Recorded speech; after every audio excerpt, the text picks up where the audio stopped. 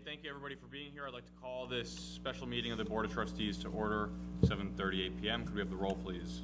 Trustee Clark? Here. Trustee Collum? Here. Trustee Davis Ford is absent. Trustee Levinson? Present. Trustee Rosner? Here. Trustee Schnall is absent. Village President Torpy? Here. Adequate notice of this meeting has been provided to the press in accordance with the Open Public Meetings Act, NJSA 10:4-6. In addition, notice of this meeting was posted in Village Hall and on the village website and has been filed in the office of Village Clerk. Official action may be taken. Susan Caljean, Village Clerk. Thank you. We have one resolution to go into executive session. I'll move. Second. Oh, can we get the title?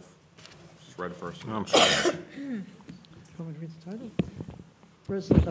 2014-076, resolution authorizing an executive session at the April 17, 2014 meeting of the Board of Trustees. Thank you. And I think we have three items. Said's property for parking, which is a contract negotiation, attorney-client privilege. CRC recommendations for Villager of the Month. Mr. Rother, you had something as well? Yes. We want to talk about East Orange Water Commission issues and a contract negotiation associated with that. Okay. And, Mr. President, if I could add two items, they'll be brief. One is contract negotiations, PBA scheduling update, and the second is a personnel matter, animal control officer vacancy. Okay, do I have a motion? Move again. Moved by Trustee Rosner. Seconded by Trustee Levison. All in favor? Aye. Any opposed? Abstentions? Thank you. We'll be back at 8 o'clock. 8:15.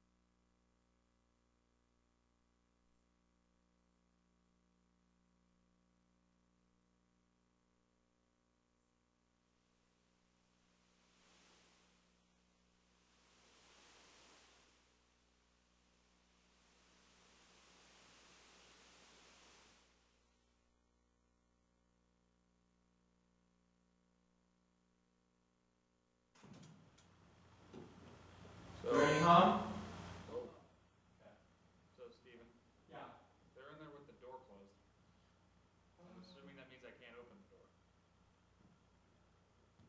Probably. Yes, they're in closed session. So I'll wait for them to come out then. Yeah. That's, you know.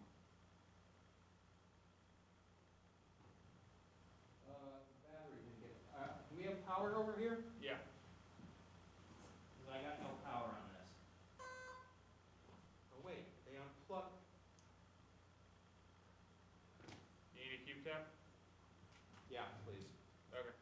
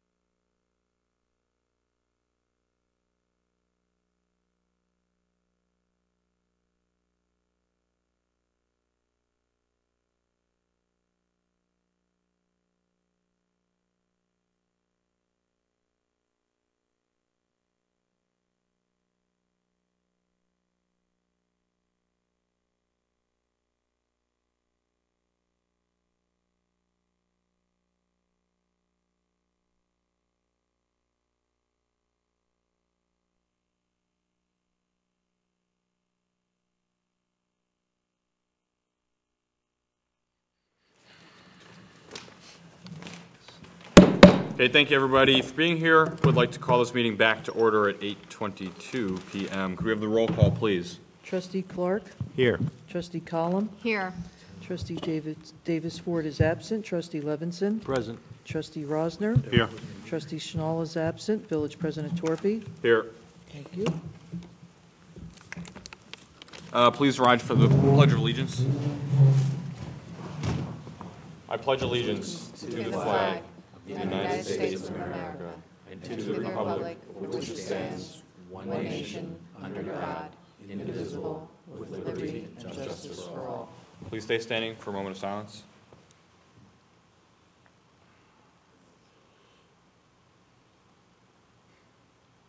Thank you. All right, we've got quite a few announcements tonight. The first is Solarize Soma. People have probably seen the lawn signs around town, but this is a grassroots volunteer organization whose mission is to double the number of solar installations that we have in Maplewood and South Orange this year in 2014.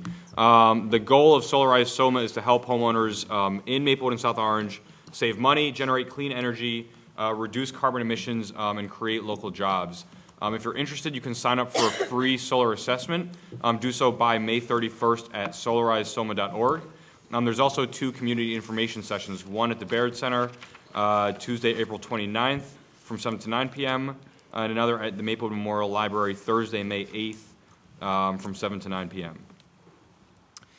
Container Day is from 8 a.m. to 1:45 p.m. on the following Saturdays, April 26th, May 17th, June 21st, July 26th, July 23rd, and September 27th. And the first bulk pickup day will be April 26th from 9 to 1:45 p.m. Still looking for some volunteers. If folks are interested in volunteering with the village, we still have some openings on some different committees and boards. If you are interested, head to the website at southorange.org and go to the community section and then volunteering. If you have any questions about any of that, you can also email info@southorange.org if you want a little bit more information that's not listed there on the website. A reminder about SO Connect. If you haven't already, check out our mobile 311 application. You can download it in the Google Play and iOS store for your devices. It allows you to directly submit service requests to the village department that's responsible for fixing them. It's the quickest way to get responses queued up in the system. It allows us to track it and keep us accountable because you can go in and manage any of the submissions that you've put in, see the statuses, and follow up about that. You can find more information on our website, southorange.org, or you can download the apps from either of those stores. The Village Center Alliance wants to make our community an even more appealing place to live, work, shop, dine, and visit. As part of the effort, the Village Center Alliance is surveying residents as to what kind of stores, restaurants, businesses should be recruited, and what other changes folks in the community would be interested in seeing. To take the survey, you can go to sovillagesurvey.com, and we would highly encourage anybody and everybody who's listening to please do that. Our Public Safety Committee, in partnership with the Police Department, has launched an educational campaign about pedestrian safety throughout the community. You can see the first banner of that downtown in Spiota Park right now. And the reminder is that under the law, motorists are required to stop for pedestrians that are within crosswalks. Pedestrians are only given the right of way at marked crosswalks and at traffic signals. The penalties for motorists who fail to stop, they can get 2 points on your license, a $200 fine, and be required to perform 15 days of community service, pretty serious fines. And pedestrians who fail to yield to traffic in the road at points other than crosswalks can also be fined at $54. So we also remind pedestrians to use the marked crosswalks. The police department will be out aggressively enforcing these laws as a part of an ongoing effort to, an ongoing addition to the Cops and Crosswalks initiative. And that's sponsored in part by a grant from the Division of Highway Traffic Safety. Project Gaslight, and I think I speak for everybody on the board, and thanks especially to Trustee Column for helping organize this event. Over 50 volunteers showed up on Thursday, April 3rd for this, documenting over 400 gaslight outages. throughout the community using our new app, SO Connect. So we're working with PSC&G to make sure that those are addressed and fixed as soon as possible. And we, again, thank everybody for coming out and helping us catalog all of those things. Based on more than 600 surveys that went out asking what the community would like Irvington Avenue to become from a branding perspective, the Irvington Avenue Corridor Advisory Committee has selected the 3 top brands that were put through that survey to kind of rebrand the Irvington Ave neighborhood. So there are 3 different options: South Orange Uptown, Urbana, and Seton Village. I don't know if we have a link that's a little easier to remember than the SurveyMonkey one. This It's is posted our on the village website, yeah. All right, so it's on our website at southorange.org. You can find the link to the survey. The survey will be open until April 21st. And we definitely suggest anybody who's interested in any of this, please go on the website. It takes 2 minutes, cast your vote for what you'd like to see. First night, there is an effort underway to reestablish First Night for New Year's Eve this year after a 2-year hiatus. For anybody that's unfamiliar with First Night, it was designed to be an inexpensive, kind of family-friendly way for people to celebrate a New Year's in South Orange and Maplewood. And there's a variety of entertainment in both the towns, and that's completely coordinated and run by volunteers. So we're looking for people of all different skill ranges, include event planning, fundraising, event management, marketing, promotion, and more. If you're interested in helping restart this event, this was definitely a real value to the community, but again, it takes a lot of time and work from volunteers to put this together, so we really need people to volunteer to help make this happen again. If you are interested in doing that, it's a great way to get involved, especially if you haven't been involved before in town, and you can do that at somafirstnight.weebly.com. Okay. At this time, I would like to open the meeting up for any public comments. I don't know if we have any sign-ups. Oh, yeah. Yep. Yeah, yeah, or you can come up here, that's fine. Hit the podium. Hi, everyone. Bob Zuckerman, I'm the Executive Director of the South Orange Village Center Alliance. Welcome back, Mr. Village President. Thank you. I wanted to first just speak to something that the announcement that you just made. We are very excited about doing this survey about our central business district and to find out what people want, what kinds of businesses we should be recruiting. However, I should point out that that survey is not yet live. That will probably go live about a week or so from now, the sovillagesurvey.com.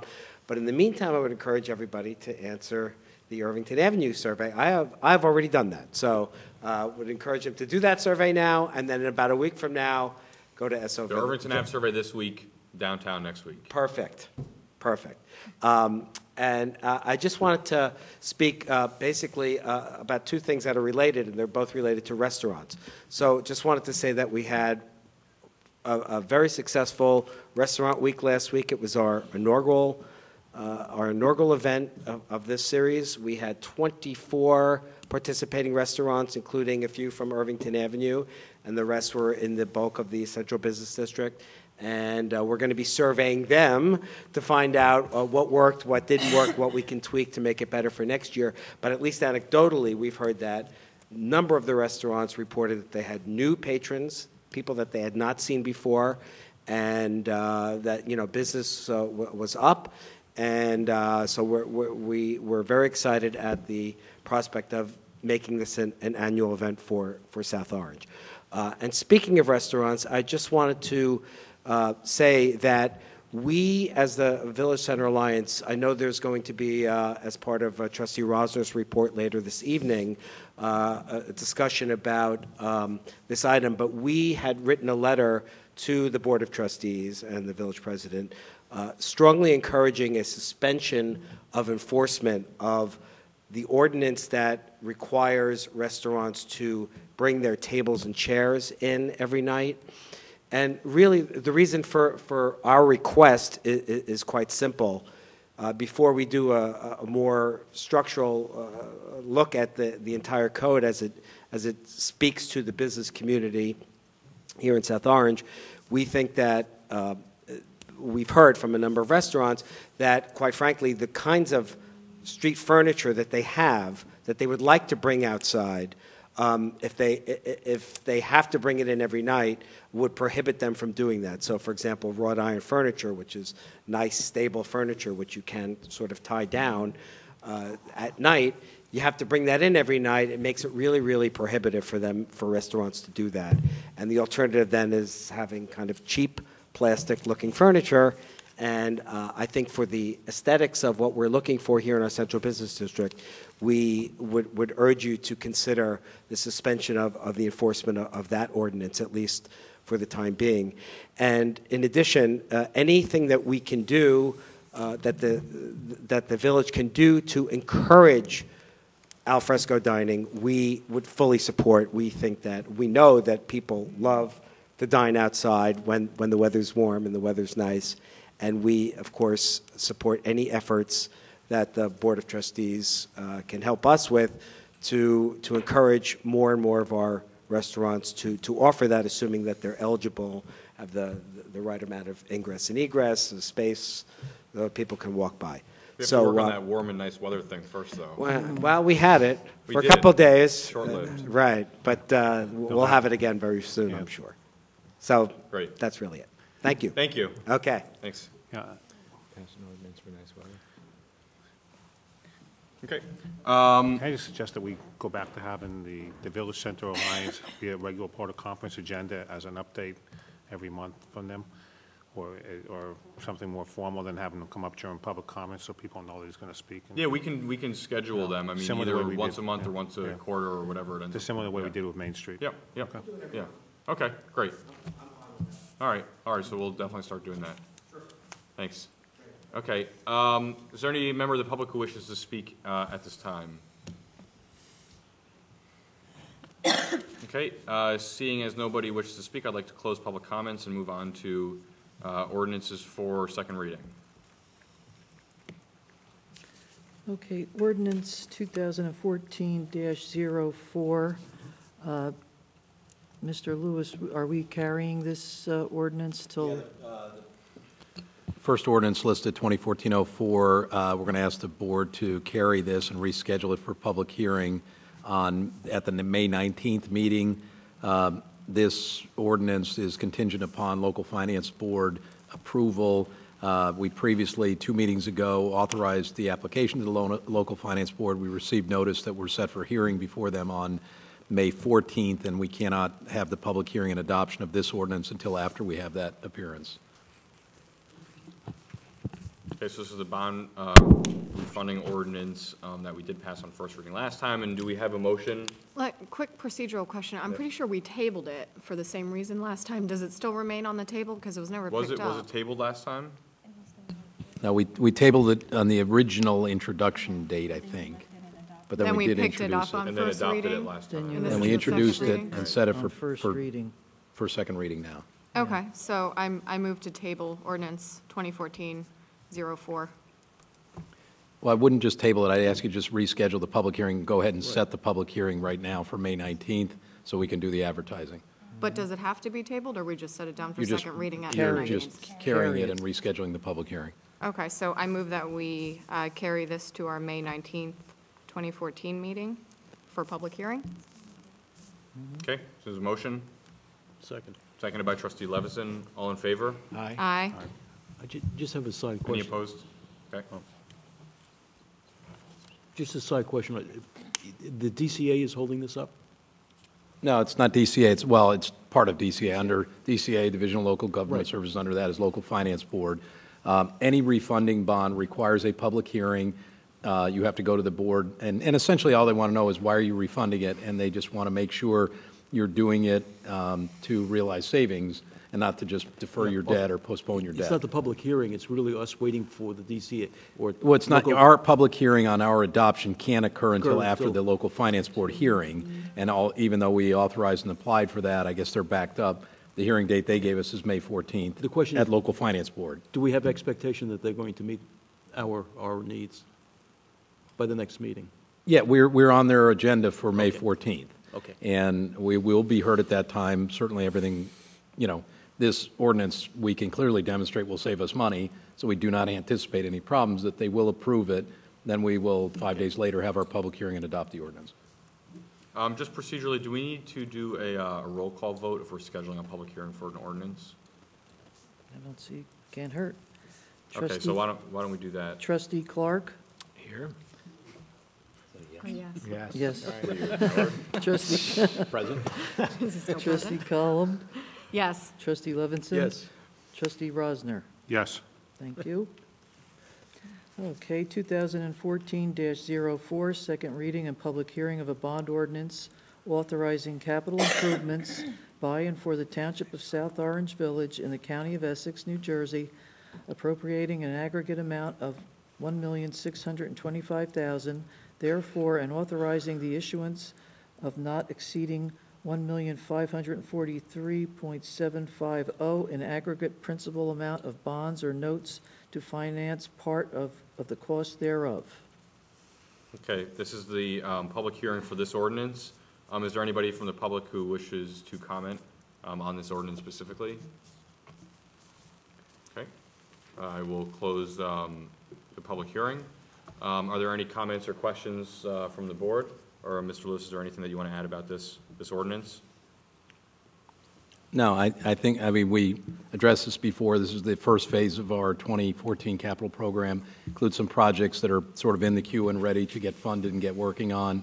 Includes some IT stuff, some police equipment, and some road jobs. And then there will be later in the year, probably a second bond ordinance for the balance of the capital program.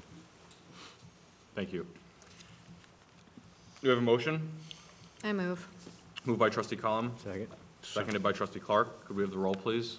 Trustee Column? Yes. Trustee Levinson? Yes. Trustee Rosner? Yes. Trustee Clark? Yes. Thank you. Okay, resolutions on consent agenda. Can I just, another comment to that? This is an appropriation. It's not that we're going to go out and borrow the money immediately. Right, for as far as cash flow. Correct. Okay. 2014-077, resolution authorizing the municipal clerk to administer all games of chance licenses for the year 2014.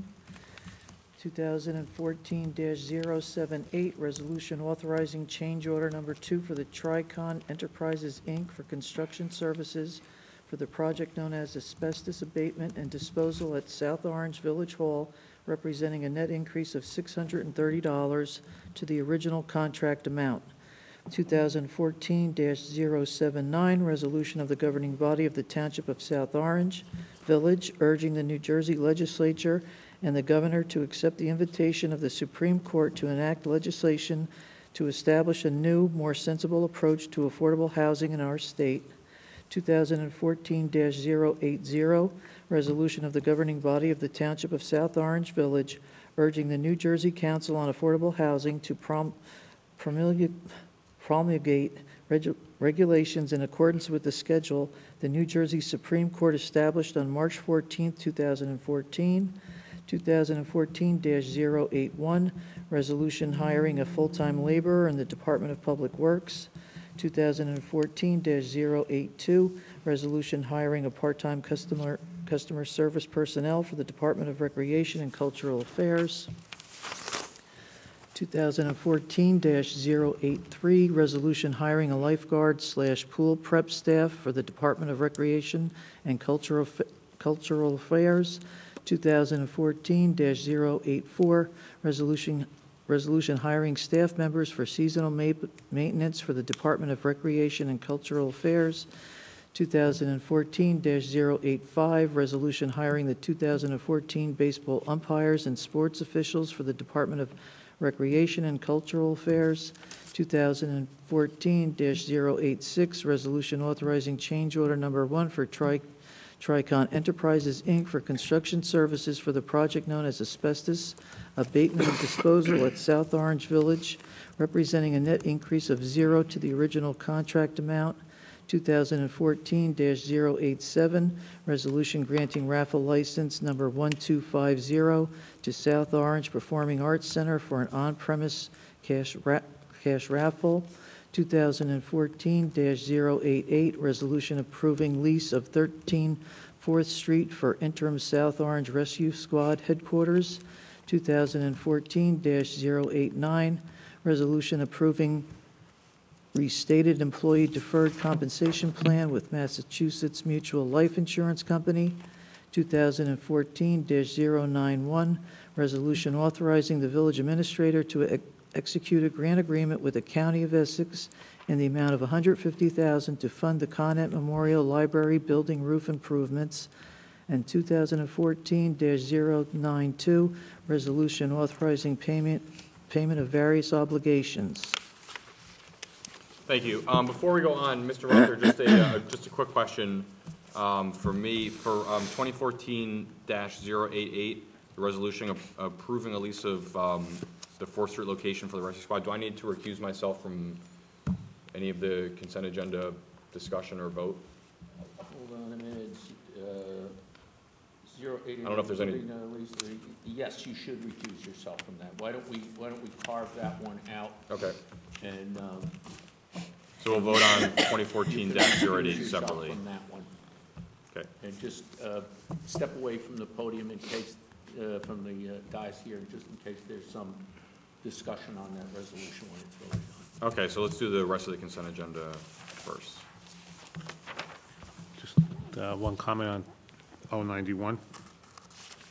That's on the Conant Library, that 150,000 for the roof is in addition to the 150,000 grant that we're getting. No, this is just approving the grant agreement for that grant. Yeah, but we're going to have to put up another 150 if we accept this grant. Yeah, to move forward, the project, the architect's estimates approximately $300,000 to do the roof. This would fund 150, leaving a balance of 150, which ultimately the funding could come either from our Open Space Trust Fund, which authorizes historic preservation, from a bond ordinance, and I know the library has currently established a foundation, is doing some fundraising efforts for the Canet building. Don't know what the status of those are, but that could be another potential source of some of the balance of the funding. That decision would come at... And what's the time frame on executing the this? grant agreement under the county looks to have the projects completed by June 30, 2015. Thank you. Mr. Lewis, did you want to say anything on 092?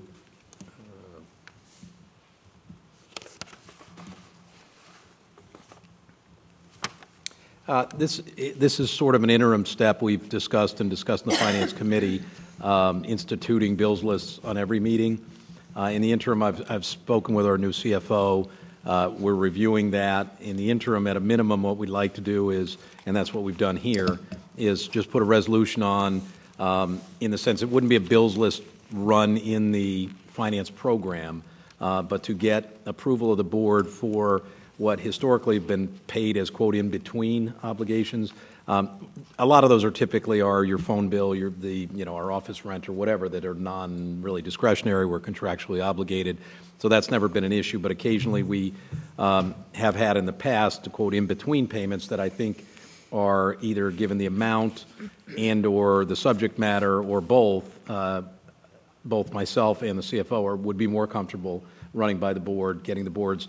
So it's an approval, but it's not in the full-blown bills list printout. That may come, and we're certainly reviewing that, but in the interim, that's the purpose of this resolution. Okay. I would also just like to point out and thank our new clerk, Ms. Caljean, for, and I'm specifically referring to the very first resolution, 2014-077. She brought to our attention, based on her past experience, which I was not even aware of, that we are permitted to do a resolution authorizing her to handle all these games of chance, bingo, and all that stuff, licenses. So that will save us a lot of future agenda items that you all recall. And I was not aware of it, so it's just an item she brought to our attention, and just wanted to point it out that she did, and that will hopefully keep our meetings shorter. So thank you. Fortunately, I think it's a bit of a drop in the bucket, but anything, we'll take anything. Thank you. Are there any other questions? I move the conference agenda with the exception of 2014-088. Consent agenda? Consent agenda. That A is second. correct. Okay, motion by trustee Collins, second by trustee Rosner. Do we have the roll, please? Trustee Levinson? Yes. Trustee Rosner? Yes. Trustee Clark? Yes. Trustee Column? Yes. Thank you. Thank you. Now we have two resolutions for separate action. Let's do the one that's there, 090 first. 2014-090, resolution authorizing appropriation transfers in the 2013 budget. Okay, and just an FYI, this is one of those budgetary items that requires a two-thirds vote. And 4 out of 6 of you are here, just putting that out there. Mr. Lewis, is there anything you want to? Need all 4 of you. What's that? No pressure. No, of the full board. Right, that was his Right, of the full his board, point right. was all 4 of you have to vote yes. Yeah, basically, this is the result, and as I explained in my memo, the new CFO and the auditors, it was a little bit of a challenge sorting through and closing out all the books from 2013. There was a transition from the former CFO who had his own method of bookkeeping, and so they had to kind of sort through all that. This is a result of, essentially, this was, we prepared the resolution, but the figures came from the auditor and the CFO. This sort of finally closes out and reallocates and transfers the monies among last year's budgets to the accounts that needed them from accounts that had extra leftover money. Upon adoption of these transfers, those will be put into the system. The auditor and CFO can finish the annual financial statement, and then we'll be in a position to move forward with our budget. Okay, thank you. Are there any questions or comments from any of the board? Okay. Motion? Can I have a motion? Motion. Motion by trustee Levison, second Second. by trustee Column. Could we have the roll, please? Trustee Levinson? Yes. Trustee Rosner? Yes. Trustee Clark? Yes. Trustee Column? I feel empowered right now. No, I'm just kidding, yes. Thank you. Okay. Don't make us go to the videotape. Hopefully someone will get me when you're done with this resolution. Maybe. We'll see you If not, yeah, I'll see you guys. Exactly. Don't you need me to join you? Resolution 2014-088, resolution approving lease of 13 4th Street for interim South Orange Rescue Squad headquarters. Any comments? Sure. For the benefit of the public, Mr. Lewis, perhaps you can address this. I think that we had gone through the process of transferring the title, so I think perhaps it might be a question to answer why this is on our agenda, why we're involved with helping facilitate a lease, et cetera. No, and originally, as the transaction was envisioned, and just for the background, everyone knew that the rescue squad was going to have to vacate Third and Valley before, no matter who built it, we were in a position to build the new rescue squad headquarters. In connection with their relocation, there was a fund of money set aside to fund the relocation and construction of the new rescue squad headquarters. We had proceeded and are in identifying the interim headquarters for them. Ideally, I think the landlord, they dealt with us, they want the village on the lease. There is, funding available in that fund. Ultimately, at the end of the day, depending on where they end up on constructing it, we'll see where that lies. But I think it was mostly because the landlord had dealt with us and was more comfortable having the village on the lease. Any other questions, comments? Any motion? Well, yes, I do have a question. You said before transfer a title. Has that title been transferred yet? Has not yet. Because the parking authority had a question about that transfer and insurance coverage. If it had been transferred, and since the parking authority has a lease on that, basically. Yeah, no, and you're referring to the lot on Sloan Street. Correct. That continues to be owned by the village, covered by our Hardship. insurance, and will be up until whenever the date of transfer is. But will the parking authority still use that lot even though the property is transferred? Yeah, the Up intention until the is, point of if construction. the intention is that they will be able to use that lot up until they can no longer use a lot because of construction activity is going to commence. There is a likelihood, but quite frankly, the rescue squad's under our insurance anyway. So I don't think it's going to really make a difference anyway, but we will ensure that it will remain insured, and the parking authority will be able to use it up until they absolutely cannot use it because it has to be closed for construction. And we will give out the proper notice that, That's correct. More notice than last time. You get a motion? Move. Second? Second. Trustee Rosner? Yes. Trustee Clark? Yes. Trustee Column? Yes. Trustee Levinson? Yes. Thank you. Okay, where's Mr. Torpy? Should I go get him? Where did he go? Keep going, Mark. Yeah, keep going, Mark. We need him for public.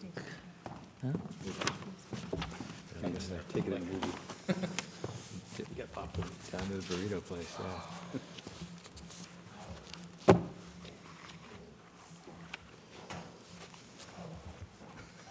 He left.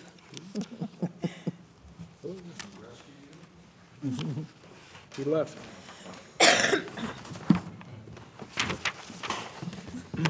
He was really in a soundproof room, huh? Oh, were you guys? Oh, boy. All right. Everybody's still here. Great. Public comments? Yep. So at this time, I'd like to open the meeting up to public comments. If there's anybody from the public who wishes to speak. Guess not. I'd like to close public comments. We have one discussion item which I'd like to just move to the conference agenda if we can, where we are going to have the rest of our discussions. That's on the PSE&G stuff. Is that fine? That's yours. Well, Yep. yeah. All right, so we'll just do that there. So do I have a motion to adjourn the special meeting? I move. Second? All in favor? Aye. Any opposed? Okay. 1 second. Okay, I'd like to call this conference agenda meeting of the Board of Trustees to order at 8:54 p.m. We have the roll, please. Conference agenda? Trustee Clark? Here? Trustee Column? Here. Trustee Davis Ford is absent. Trustee Levinson? Present. Trustee Rosner? Here. Trustee Schnall is absent. Village President Torpy? Here. Thank you.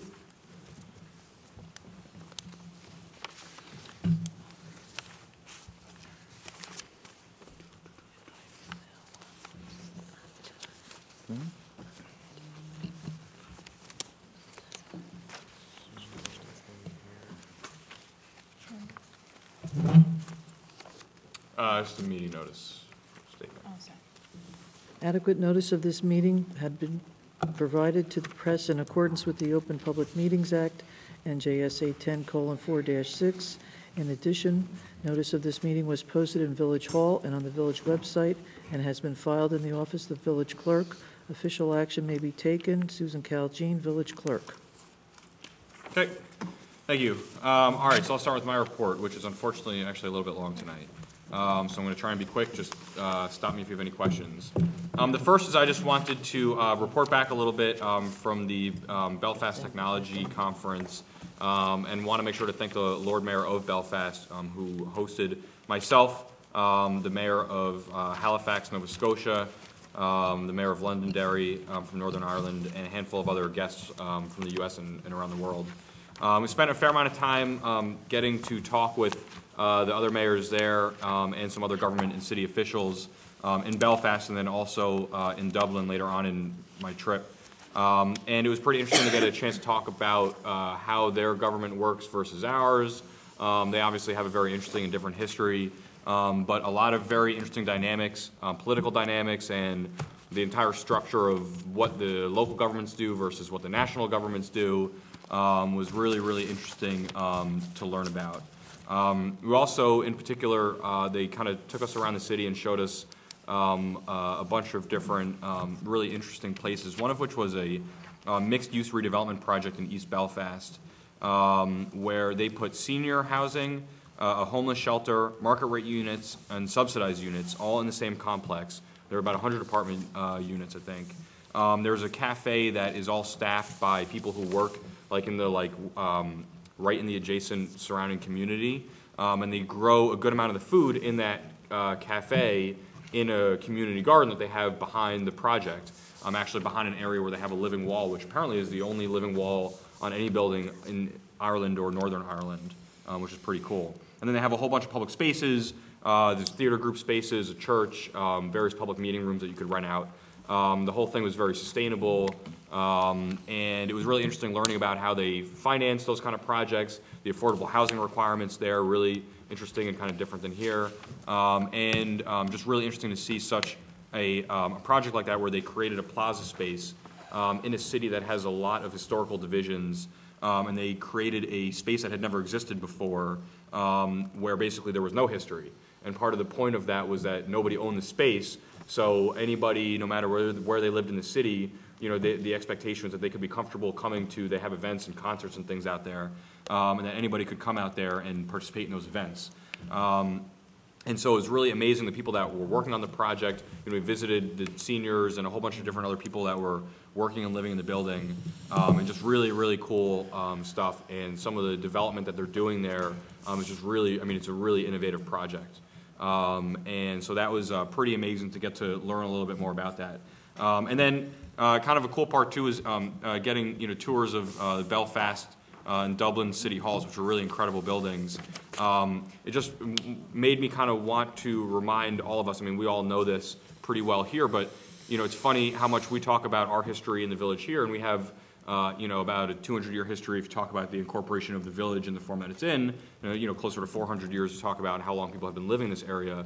And it's amazing to go back and look at, you know, in the Dublin City Hall, where their first charter was from almost 1,000 years ago in 1197.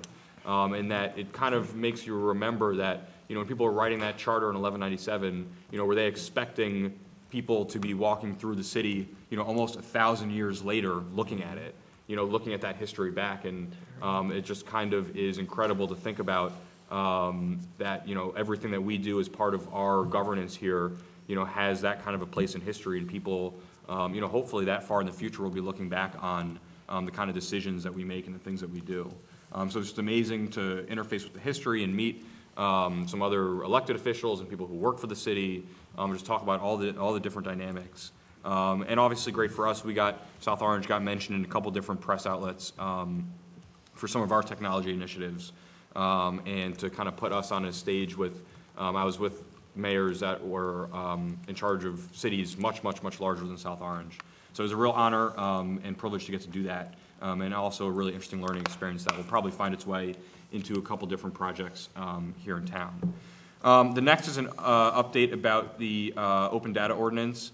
So just a reminder to anybody that's watching or any of the board members, is to try and codify processes and procedures to ensure that future boards and administrations continue the progress that we've made in the past so many years, making information so accessible and available to the public. And this kind of goes into a later point about an administrative procedure manual, that we really don't have any of these things written down. And this is definitely a policy that the board should adopt and require that future boards do the same thing, future administrations are bound to those same rules. And hopefully we will be able to provide that model ordinance for other towns as well. So we're working with legal and with the clerk's office and a couple other organizations in working on that, and when we do have something ready, I think we said that we were going to go to the legal committee and let it go through the committee process from that point forward. And finance and IT. Yeah, right, sure. And to be able to make that final recommendation to the board. Also, an update, we've been talking a lot about our OPRA process. We, I think, recognize to some degree on the administration that we spend a lot of time filing OPRA requests, less than many towns because we've made so much information available. But we've spent well over 100 hours so far this year. 20% of that was actually just 2 people out of the overall about 70 requests that have come in. So we're looking at ways to make that process work a little bit more efficiently. And so looking at internal procedures and the workflow management, how we provide the responses back to the public, making sure that the document formats are in maybe a little bit easier of a little more accessible of a document format, that would also save us time and money as well. So we're looking at taking advantage of some more like advanced features in Laserfiche, which is our document management software. And again, that will save us time and money, and we'll also get documents out back to the public faster. We're also considering and talking through some of any legal issues that might exist about making the spreadsheet that I think everybody on the board got that lists every OPA request that has come in and the response, just making that spreadsheet just generally available to the public, so that anyone who is interested in any of the public document requests that anyone has put in can just go in and just look at it, and they don't have to inquire about it at all. So making the process kind of even more transparent and accessible by just making the entire thing available to the public. So that might help further cut down on OPA requests in the future. If any repeat requests, we could just direct people to this area on the website where all the OPA requests would be housed. So there's a few steps we have to go through to make sure we get the documents in the right format, make sure they're searchable, all that kind of stuff, and sort of working towards that. That goes into a little bit on the next point about an administrative procedure handbook. So I think we all know that, you know, in the daily operations of the town, there's a million things that go on every day that basically lives in people's heads. And we've seen some of the difficulty with that when we've had some staff changeovers at some of the higher administrative levels.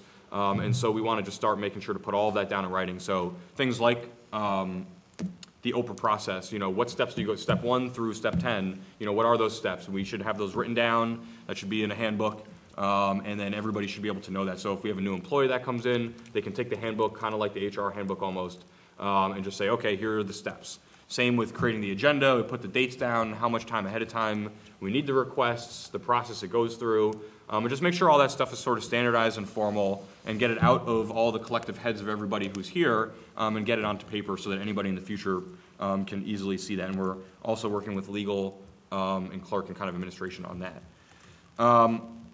I've also been working with the clerk's office a little bit. This was supposed to sort of coincide with the new website. It's something we've talked about here before, although not in a long time. Is taking all the voting records and attendance records of all the board members and basically putting that into a spreadsheet format as well. So the idea here is taking a lot of the information that we already have, but compiling it into formats like spreadsheets that can be sorted and searched, and just make it more available to people. So we did get that spreadsheet put together, and when we do launch the new site, hopefully this will be one of a handful of other features that we can kind of incorporate into it, where it'll basically just list, you know, every year you can just go down a list, every single resolution and ordinance, and look at the voting records if any member of the public is so inclined to do so. They could do that, and also it's actually handy for us internally just to go back and be able to quickly reference, okay, it was resolution whatever number, go back and see what the vote on it was. And we don't actually have to go back and look up the actual certified copy of the ordinance or resolution itself. A little minor one is we want to get everybody's email signatures, all the employees and department heads on the same page. And so we're just finishing formalizing kind of a standard email signature that we're going to ask everybody to start using. I think it's sort of more optional for the trustees, although we'd certainly, you know, suggest that people could use it, but it doesn't quite fit as well. And then this will be kind of a little bit more uniform, and we have some larger branding, uniform branding things that we're working on. This is a really easy one, but some people have images in the email signature. It's all over the place, different abbreviations, phone numbers in different places. So we just want to kind of all standardize that, make it look a little bit more professional, and make it easier for people to find information a little bit quicker. Another thing is ID cards for our employees. And I want to give credit to Adam Lerner, the Deputy Administrator, for really running with this. It's something that we identified a while back that basically we do not have ID cards for our employees. Some of the public safety personnel have them, but they're pretty old. And so Mr. Lerner did a really, really good job of making sure that we're not just getting ID cards that, you know, has someone's picture and name on it, but that it's completely compliant with all the kind of county and state and federal guidelines for interoperability and emergency management purposes. So they're scannable with barcode scanners, and they contain information about what, you know, for emergency responders and public safety personnel, what skills they have, what levels of training they're at. So if there is a large incident and they scan people's IDs in, we're going to be, you know, at the total cutting edge of the systems that do exist. And so some of the public safety personnel have started to get the new ones. And I just want to make sure to give a real kudos to Mr. Lerner about that, because that's definitely been a lot of work with the county and with the vendor to make sure that everything is perfect and that it complies with all those standards. So that's definitely kind of a thing that you almost don't realize you don't have until you realize it, but definitely a good thing to do.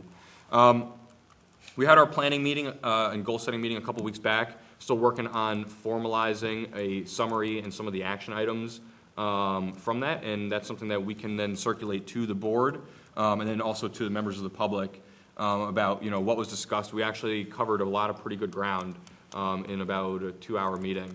And so we'll put that information out very shortly. Another thing, actually, one of the very quick things that we did discuss in that meeting that I had been thinking about prior to that was making summaries available of the board meetings. So we're going to figure out exactly how we want to do that. But in the past, that's something that I had personally done. I had done videos and blog posts and things that were summaries of trustee meetings.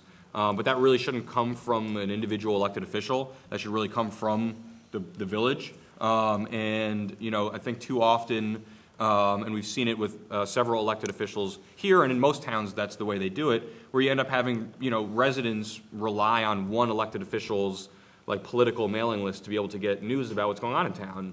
And we shouldn't have to, a resident shouldn't have to sign up on someone's political or campaign mailing list to get that kind of information. They should be able to sign up with the town and get a totally objective, advocacy kind of summary of here are the resolutions and ordinances that came up, and here are the outcomes, here are the items that discussed, sort of thing. And that wouldn't be an official record, that would still be the minutes, but to basically be able to provide people with something quick, that they knew what happened in the board meeting last night. That's also something that we would find helpful for department heads and staff that aren't at the meeting and didn't get a chance to watch it, to know which items were discussed and any things that they may need to follow up on. So the main thing is providing that for members of the public who do want to know what happened but don't want to watch the meeting or wait for the minutes to get approved. And so it'll just be kind of a quick summary there. And then Bitcoins is the last one we're still working with. We got a sample contract from the vendor that we're talking with, and again, this is a no cost, no risk setup for us, where we don't actually accept the Bitcoins, we don't accept any of the risk, but we work with a third party that exchanges it to US dollars and then pays us, and we won't have to pay anything for that. So we're still moving ahead there, and hopefully we'll get that wrapped up soon. Mr. Lewis? Quick question. I thought the Finance and IT Committee recommended against going with Bitcoin. They did not. Yes, we did. I was there, and I remember the consensus was that the committee did not want to make a decision because it was an administrative matter.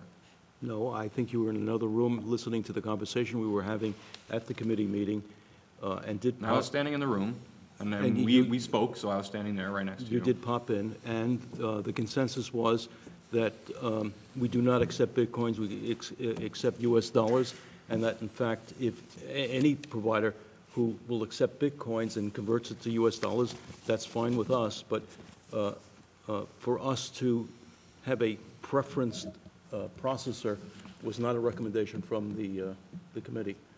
All right, well, Based upon that they accept Bitcoins and no one else accept Bitcoins. It basically is what the ultimate cost will be to the end user. The ultimate cost is nothing. But if in fact they are a replacement for a credit card processor, and that credit card processing has a higher fee than what we currently have as a credit card processor, we need to take a look at that. But they wouldn't replace the credit card processor, they would only be the processor for people who want to pay in Bitcoin. So the only possible outcome that's monetary would be that the end user could save money because there's no transaction fee to pay something in Bitcoins. As long as it doesn't change the economics to the end user, that's fine. Right, I mean, that's been since the beginning of the discussion. I don't know why people seem so confused about this. It's really quite simple. We don't actually accept the Bitcoins, we're not paying anything for the service. The only possible impact on the resident who would want to pay in Bitcoin would be that they might save money on the transaction cost because it doesn't cost money to transact Bitcoins. So nothing's changed since the beginning when we brought this up. I think the issue was more that we didn't feel that anybody, or be very, very few people, and we didn't want administration wasting any time on looking for a provider for something that very few people were going to use. And as far as we know, there is no demand for it. Barry was not able to identify a single person who requested to use Bitcoins or using a Bitcoin processor to convert to dollars. So while it may have some kind of appeal out there to somebody remotely, it's unlikely that this would be a regular transaction, such as a credit card, and we just did not want to see administration waste any time on it. Currently, we only have really one place that we accept third-party transfer, and that is through our rec system, where we accept credit cards. We do a bank transfer for collection of taxes. And the third-party account really is done by Recware rather than us. And I don't see where the Bitcoin would come into that process. I don't see how it wouldn't. I mean, we're wasting more time now talking about pointless parts of this than any other aspect. So anyway, like I said, we're moving ahead with finding a person with the vendor to do that. There's no risk to the town, there's no cost to the town. So anyway, we're going ahead with doing that. Ms. Wait, Lewis? hold on, pause, that's bizarre to me. So our Right. finance committee is recommending against something, and you're saying the administration is moving Well, forward they're with it. recommending, well, first, they didn't make a I'm just formal reading recommendation. the minutes. Right. I'm not on the committee, so I don't know. It was referred to them. Right. Howard said they recommended against it, and you're saying we're moving forward with it. So Right, because they're recommending against something that we're not discussing. They're saying that they don't want the village to take Bitcoins, and we're not. So, that's No, it. I think we said something else, is that we're not selecting a processor because he happens to be the only processor who accepts Bitcoins.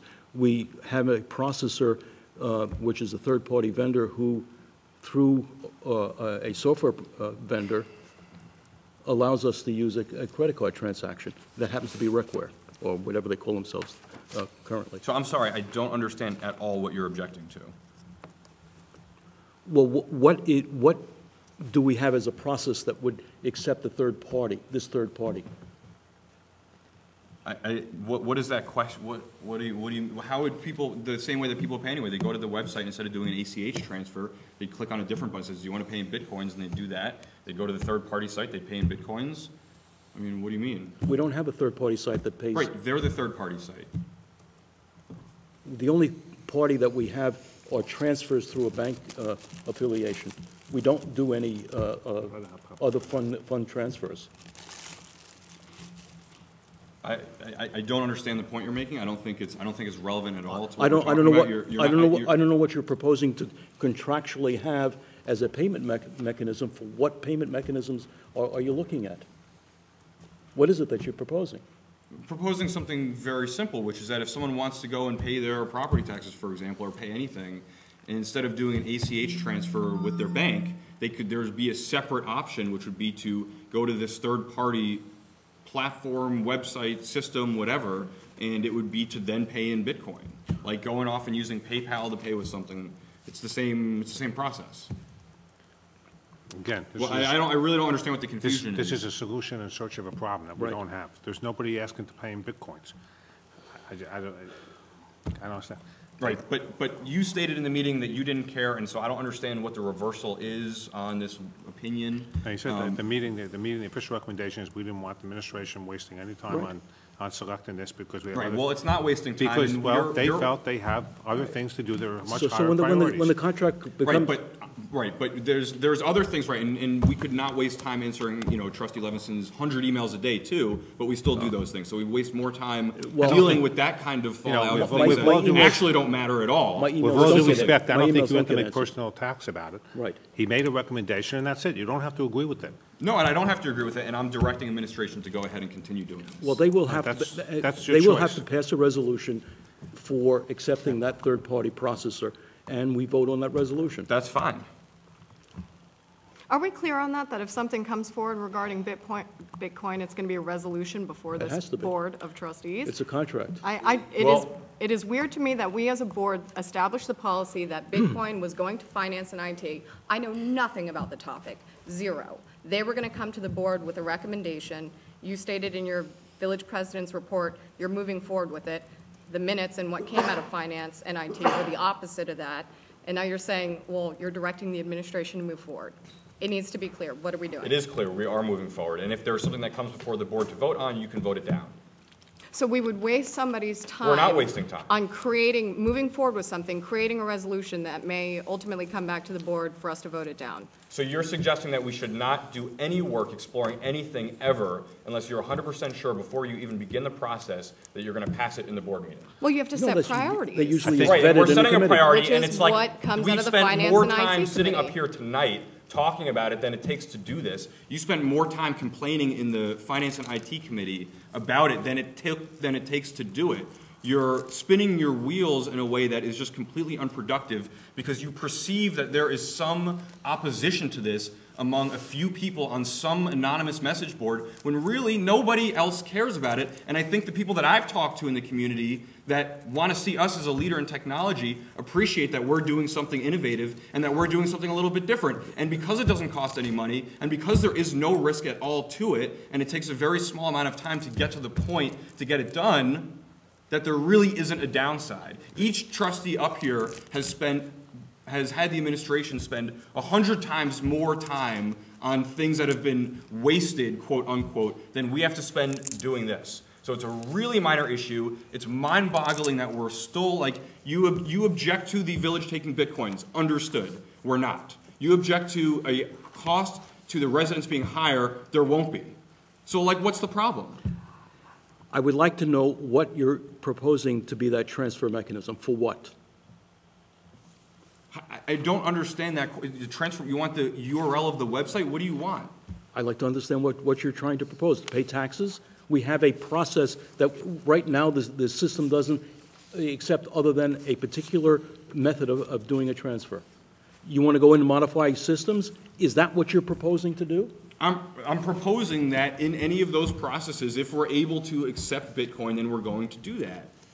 But we're not going to accept Bitcoins. We're going to tie to a third-party vendor that accepts Bitcoins and pays us in U.S. dollars. But that's- If we go in and look at this and we realize that there is no way to tie the system in, the systems are incompatible, and it would be unbelievably time or cost prohibitive to accept this, then we won't do it. Have you done it? No, we haven't quite gotten to that point yet. And that's what I said. That's literally what I said in my update tonight.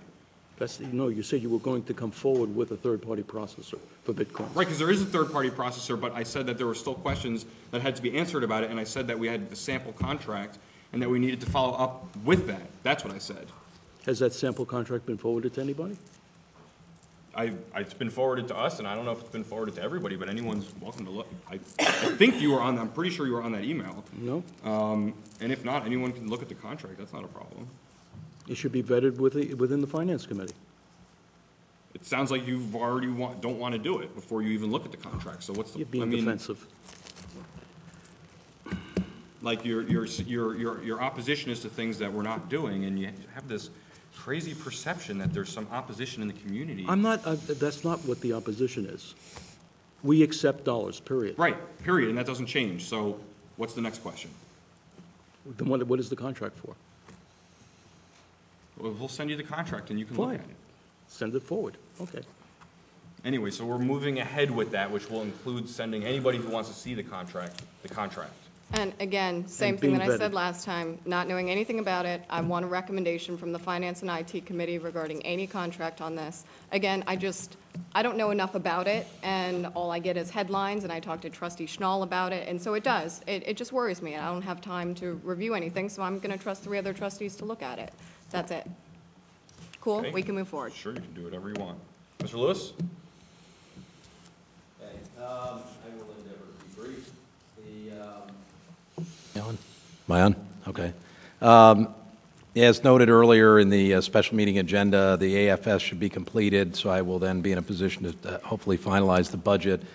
Depending on how much impact that may or may not have, I will solicit from everyone and let you know, and then we can have a discussion whether it warrants another budget workshop or not. Depends on where this falls out. The couple of updates on current capital projects for the residents' road projects. Terrell was started last year.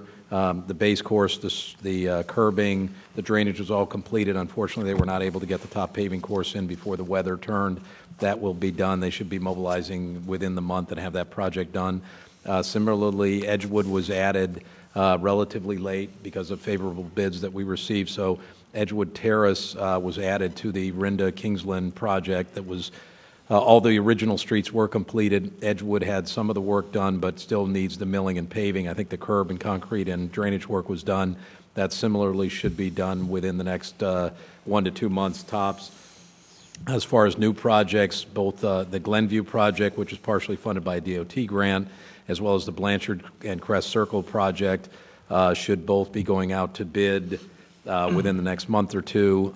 We're really pushing, in particular, the Glenview project to get that up and running so that most of that work occurs during the summer when the school's closed because of it's going right in front of the school.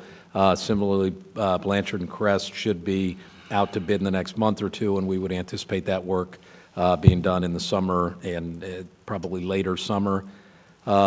We did touch upon earlier in connection with the resolutions during the special meeting, but I did want to again announce we were very fortunate. We're awarded a $150,000 grant from the Essex County Historic Preservation Trust for an application for the roof on the Connett building. We would obviously like to thank the County Open Space Committee, County Executive, and the Board of Freeholders, not only for this grant, but for also opening up the County Open Space Trust Fund to municipalities again, which had not been for some time. I also like to recognize Mr. Lerner, who was very involved in that application, as well as Melissa Kopecki, our library director, who put a lot of hard work into that, a lot of the historic information, pictures, et cetera. Also, just an update, I think we announced this before, but we are proceeding. We had hazard mitigation grant program post-Sandy. We had made applications initially via letters of intent. They were favorably ruled upon, and we're at the next step of completing the formal applications, but it's our understanding we're in line for funding. The initial two are for generators at Village Hall and at the to-be-built rescue squad. The total of those two grants would be $242,500 if we're successful, and every indication is that we're in pretty good shape there. Also got a little encouraging news. The third request we had put in, which actually was for some retrofitting and hazard mitigation at Public Works, specifically to put a second story on the office areas to keep the computers and all that. Initially, we were disappointed that we did not get that, but in meeting with the gentleman from FEMA, we now understand that's a different pool of funds and that we're still potentially in the running for that, so we're certainly keeping our fingers crossed. A couple other just brief updates. As probably most have seen now, the Third and Valley project is well underway. The rescue squad building is no more. A lot of the site's been cleared. There's still a couple of PSE&G wire issues to be moved, but they appear to be moving along, and they continue to indicate a schedule for completion at the end of 2015. One announcement for anyone out there, because we're getting a number of inquiries, while there are no affordable housing units in the Gateway project, there will be 21 affordable housing units in the Third and Valley project. That is not yet set up as far as applications, waiting lists, or otherwise. Once that procedure is put in place, we will certainly announce it at these meetings, put it on our website, and make sure that it's publicized for people, because we were already getting a number of calls on that. And finally, an update on Village Hall. The asbestos abatement is in full swing. You may have seen it's sort of contained, and the windows are all covered up, and they're actively removing the asbestos. There was a couple of glitches, one with the power getting shut off, or and a gas thing, but we're proceeding. I think we're still on schedule for completion of the asbestos in the first week of May. As I indicated in my report, we had gone through the pre-qualification project for general contractors for the main project. Based on the results that we received and a lot of feedback we got from contractors, the original regulations that we passed, which had a certain requirement of working on a certain number of jobs of a certain dollar value within a 5-year period, proved to be somewhat prohibitive for a number of contractors. They explained that given the recent economy, there just had not been many $5 million historic preservation jobs, for example, in the last 5 years. Based on that, and in a desire to ensure that we had an adequate pool of qualified contractors to apply to ensure that we had good competition and got the most competitive bids, our architect was able to go back to the state and got permission to relax those standards. We're still very comfortable that we will get very capable and qualified contractors. It just gives a little longer period of time and only required one of the bigger jobs to be within a certain period of time. That will be on, I believe, our next meeting for a public hearing on those new regulations. It's been published. As soon as we get those passed, we will then go out. I think it can be a little bit shorter process because we already have an identified list of respondents. Assuming we get a favorable, from that point, we'll get it from the architect with a recommendation as to qualified contractors. This board will be asked to then approve that list. That goes to DCA. Those contractors are notified. They're then in a position to pick up the bid specs. Running in parallel with this whole process, once the asbestos abatement is completed, the architect will go in and see now the exposed building, get a little better and sort of a final look at what the underlying conditions are that he was not able to see, revise and finalize the bid specs. So running in parallel, once we get those contractors qualified, we're confident the architect will have the project specifications completed. We'll go out to bid and still currently on schedule despite some hiccups with the asbestos, given some of these other factors that had to run at the same time. We're still tentatively holding on a schedule to be completed with Village Hall at the end of 2015. Those were the updates I had. Thank you. Mr. Rother? Yeah, two updates on our water system. We're still awaiting DEP to issue the administrative consent order so that we can finally resolve the litigation, but we're hopeful that's going to happen in the next 4 to 6 weeks. With respect to the alternate supply of water, we have been negotiating with New Jersey American for a bulk water supply. And the public should understand that there are really, practically speaking, only 2 sources of water for the village. One is the ongoing source that we have from East Orange Water Commission, their well field, and the other is New Jersey American Water. And the reason for that is those are the only 2 suppliers that have interconnections with the system here in South Orange. East Orange Water Commission, of course, has a functioning interconnection. New Jersey American has one, but it needs a modest upgrade. There's an expansion of a vault that they have to construct that would take a little over a year with permits that they have to secure in order to increase the size of their pumping capacity. We have received a draft agreement for bulk water purchase. And the public should know that the bulk rate is, of course, a much lower rate than a retail rate would be, and it's regulated by the Public Utilities Commission. The folks at New Jersey American are looking for a 30-year contract, but it's a contract that has some features in it that give us ultimate flexibility in how we would handle the system going forward.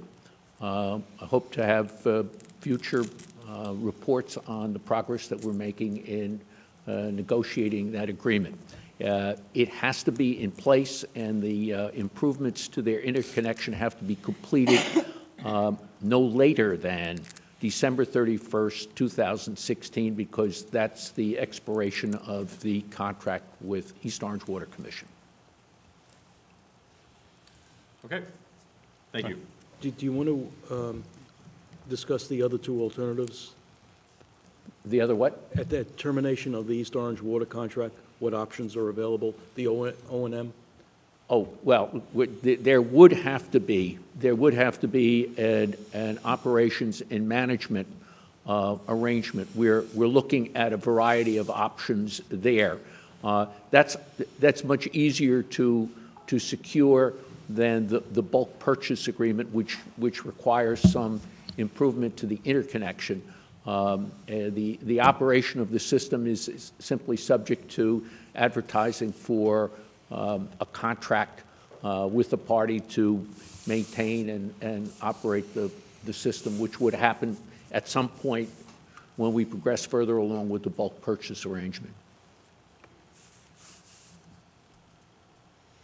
Okay. Finance and IT Committee. Yeah, a couple of the items. One is that I'd like to express my displeasure about not being able to have the AFS and the late ADS, which is the annual debt statement and the annual finance statement. It should have been done some time ago. Statutorily, it should have been done. Various systems that we've been working on, one of them being a replacement cashiering system. That system has been implemented, and the next steps, which basically is paralleling the old system, the next steps are to improve the process flows where we reduce the amount of input into the system by taking summary reports out of the subsidiary accounting systems such as RecWare or the tax system. We have now reorganized, as Barry has said in his update, we've changed the chart of accounts. We're in the process of revising the system so it reflects more of the current way of companies doing, or companies, municipalities doing their accounting systems. Online banking has been completed. We are now doing our bank reconciliations online as well as doing fund transfers online. It used to be a manual process where we had to fill out forms, fax the forms, get them back, and then having a response back with special passwords. One of the items that came out of our session a couple weeks ago was that there's a critical, it's been in multiple planning sessions, it's been critical that we have a project planning, project management system. We have now gotten to a point where we think that we want to look at a light version of Microsoft Project as the methodology for using for project management. And we should be looking to get a copy of that system and start trying to beta test or test some applications with it.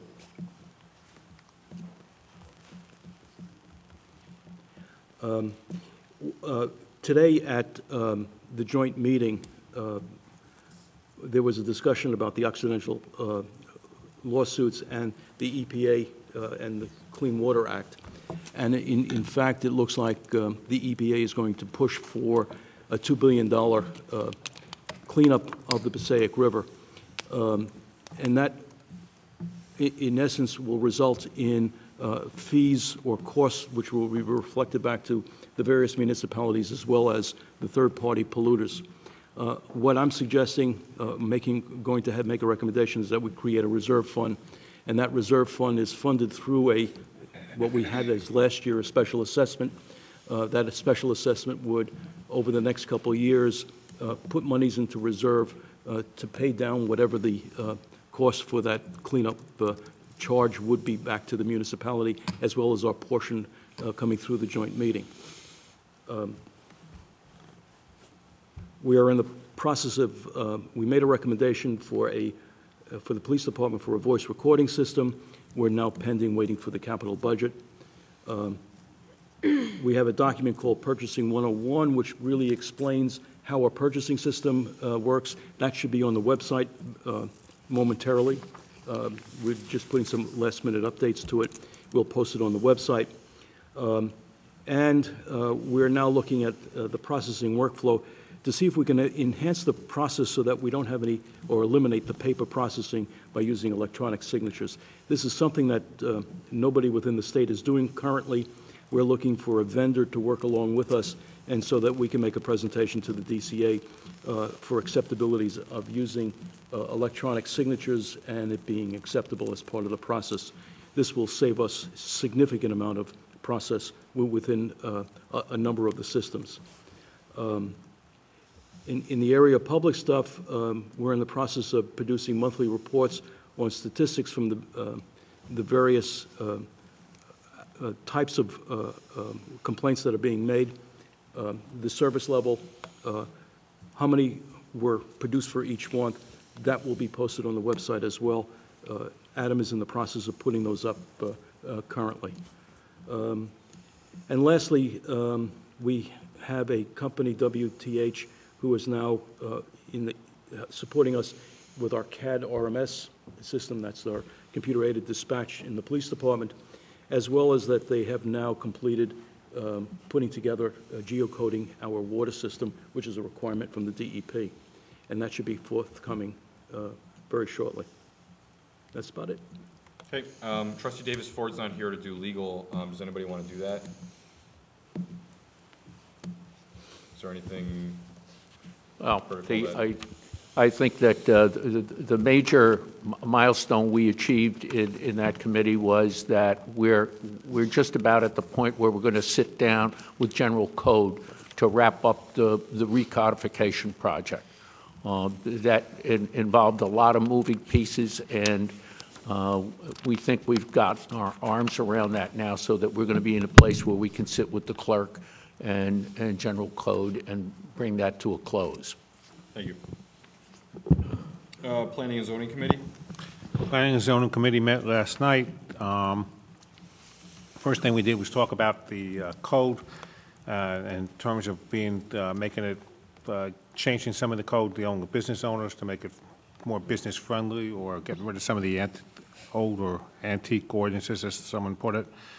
By the way, thanks to Trustee Collin for doing a quick version of the minutes at the meeting last night and forwarding them to myself and the clerk, to the person taking the minutes, whatever. I can't remember her title.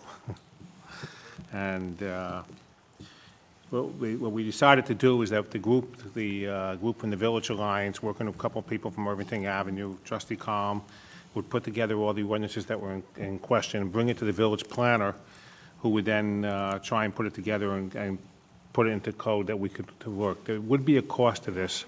We're guesstimating $5,000 to $7,000 to redo all those parts of the code that have to be done. This was based on a conversation with the planner. So we would need a budget approval on that. We also have to identify members of the working group and map out the plan. Trustee Collin has volunteered to be the liaison for that group. The other big topic was the alfresco dining. The Village Alliance has come to us, as Bob mentioned earlier, and wanted to deal with allowing business owners who have an alfresco license to have furniture that's not just the plastic chair variety, but something that's heavier, more wrought iron or something like that. But that means they want to leave it outside. We do have to make sure that they secure it at night, so people couldn't just throw something into the street, even though the furniture may be heavier in some which way, and they could not be bolted to the ground or anything such as that, and they need our approval, and we'd have to do that as part of one of the ordinances that we would change. They alluded to sort of suspending enforcement of the ordinance now for anyone who puts out more permanent furniture. As I sort of explained, we don't really do that. You know, it's one of those types of things we have in the ordinance.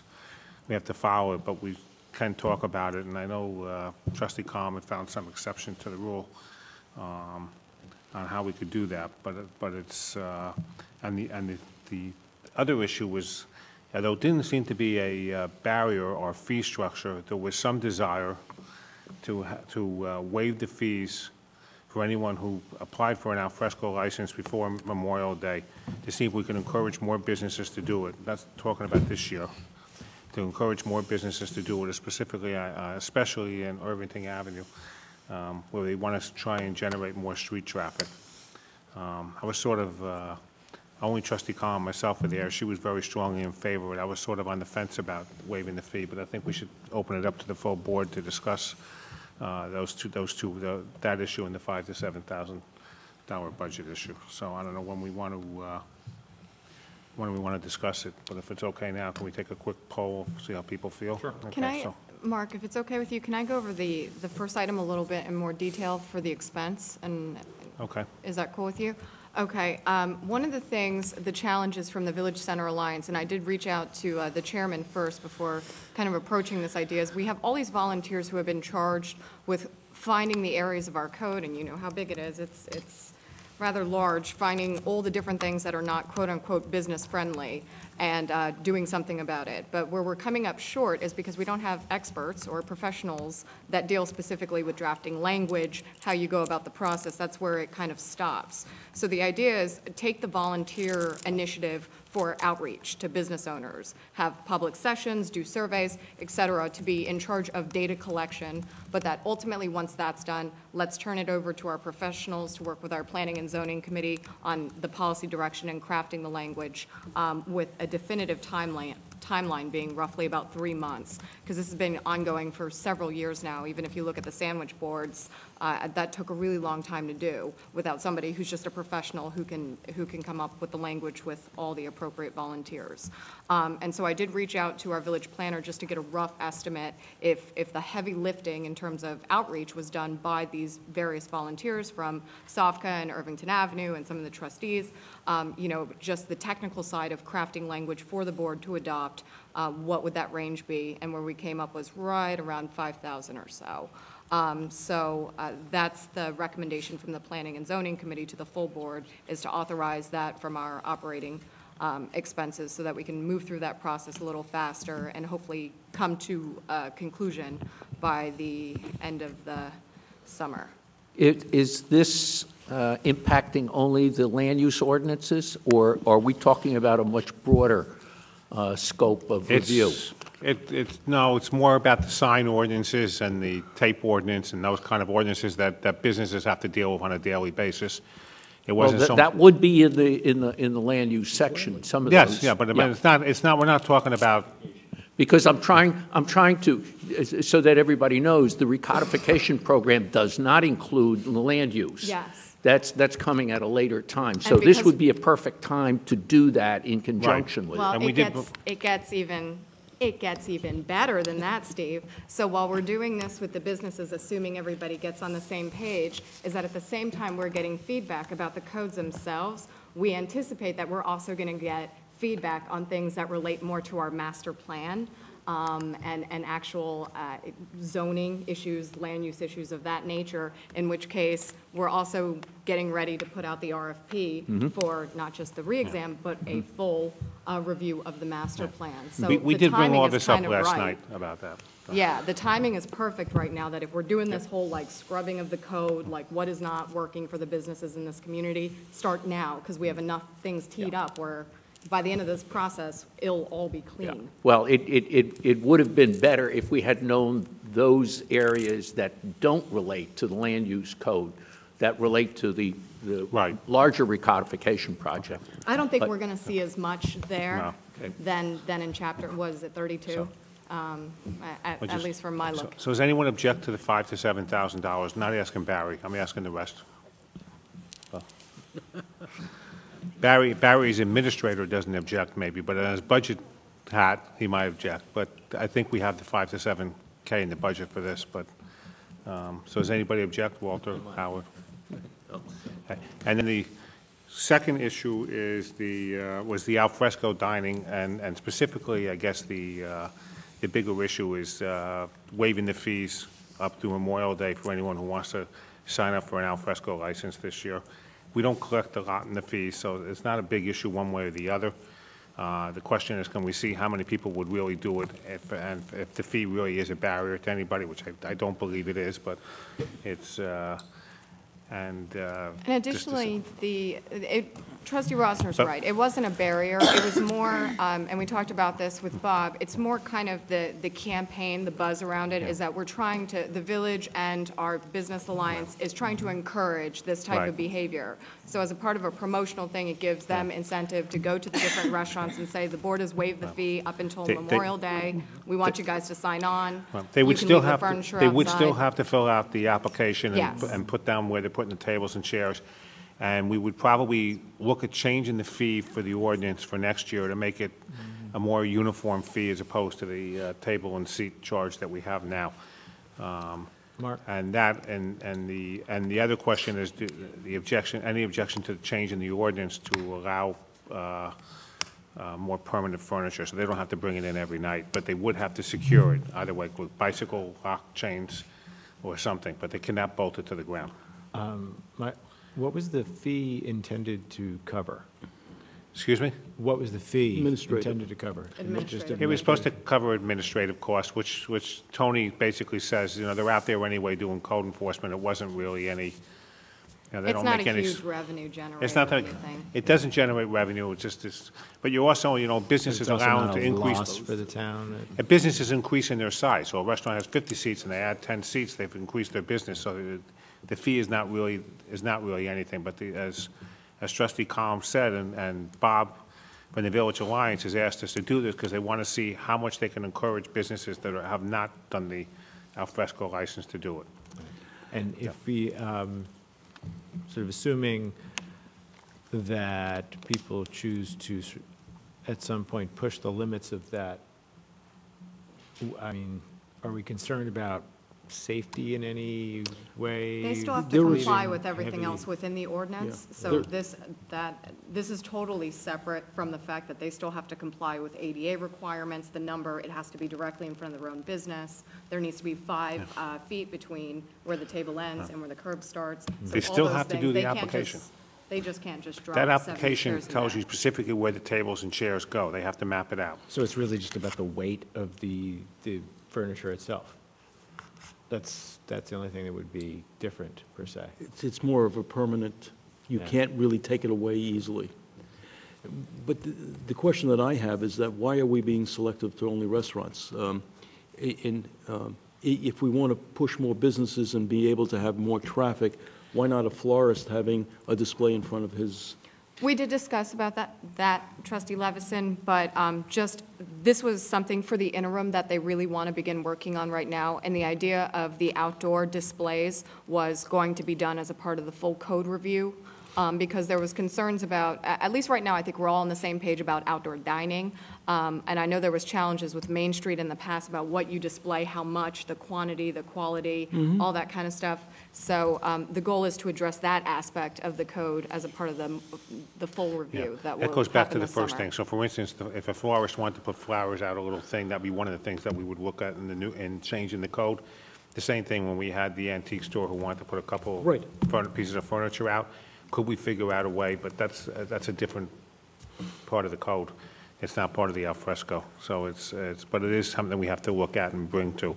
Although we know the florist has said something, but he's never brought it formally. I had asked him to come to a planning and zoning committee at one point, but, Well, he has asked specifically if he would like to put well, some. he asked you. He didn't ask the board officially to come to the Well, meeting. I think he's asked Yeah. members of staff. Well, I asked Bob to talk to him, so. Yeah, but I think it's something we should allow. I think it's something we should No, add I on to the code. agree with that. Yeah, okay. All right, so, I guess the legal question here, either for the administrator, Mr. Rother, is this idea of a temporary suspension. For your benefit, it's Chapter 138, Article 8, letter C, and it reads, "When the sidewalk cafe is not open, all tables, chairs, and other equipment shall be removed from the public sidewalk." That's the provision that we're trying to temporarily suspend. Is there a provision for us to be able to do that without formally amending this ordinance? Well, not really, not really. You've got an ordinance, it should be enforced. Yeah, I mean, if we temporarily suspend it, then are we temporarily suspending the rules about 5 feet from the? No, just this one section of it about the furniture coming in and out. Should be acted upon. I mean, you adopted an ordinance, it's there, it has to be enforced, it should be enforced. I said that last night. We'll have to change the ordinance. I mean, just have to work on it. And but- what's the timeline on that? If we get something at our regular meeting, which is,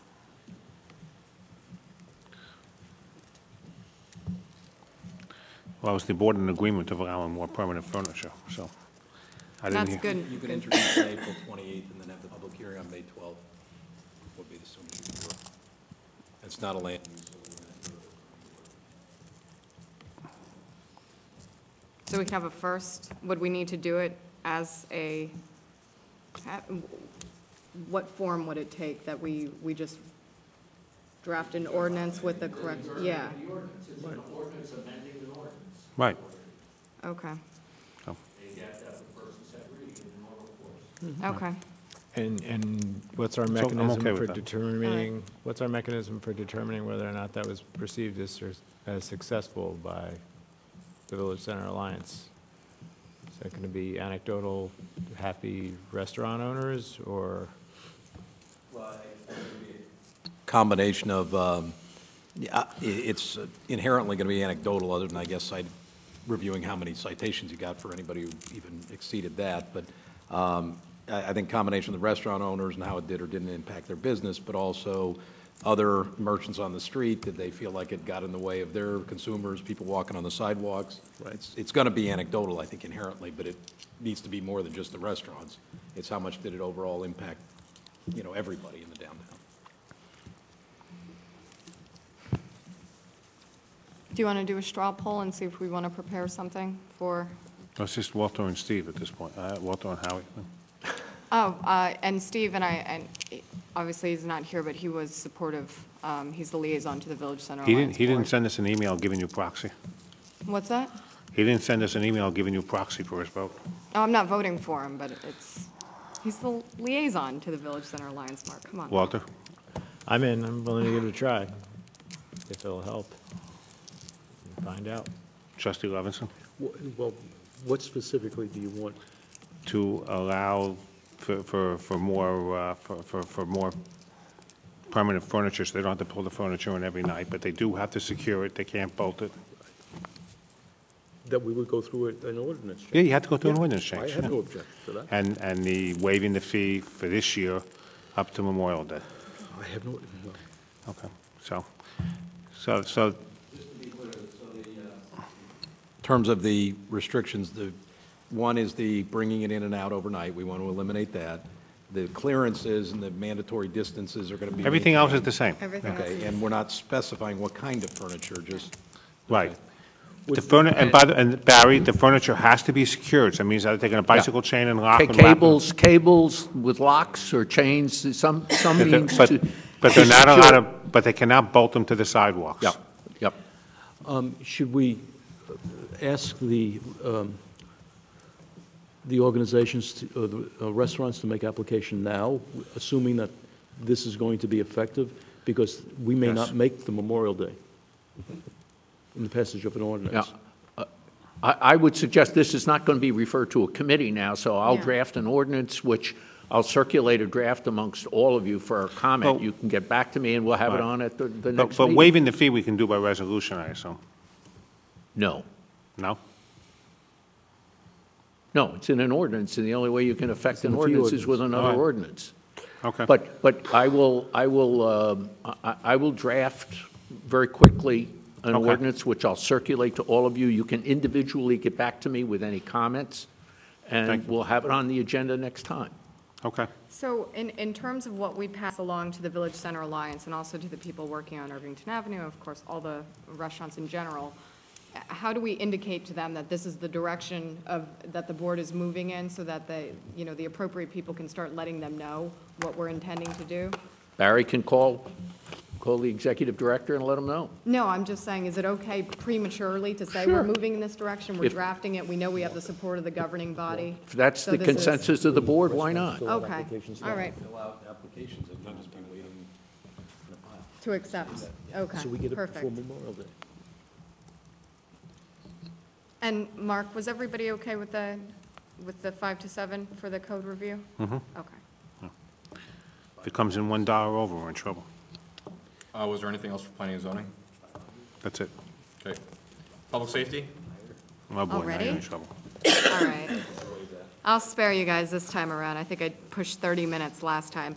The radio communications project update, we had our kickoff meeting on April 2nd. As you will recall, this was the contract that we awarded to RCC. The entire Stage 1 process is expected to take about 6 weeks. So for our first kickoff meeting, we just kind of did an overview, and they had their initial meetings with police and fire.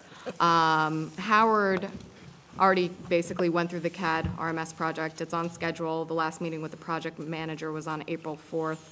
One of the things, Mr. Lewis, that I wanted you to cover in your administrator's report was the gaslight outages, PSE&G's response.